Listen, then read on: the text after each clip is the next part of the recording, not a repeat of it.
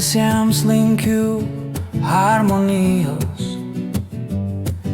ištrūkti iš kančios ir agonijos,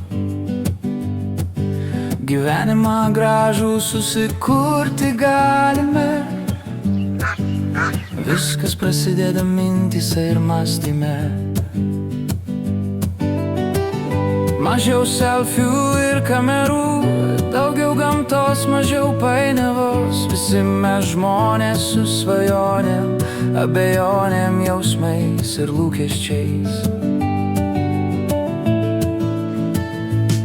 Visi norime gyventi geriau, o kartais geriau yra tiesiog paprasčiau. Visi darome klaidų, neteiskime kitų, jie jaučia taip pat kaip ir tu, kaip ir tu.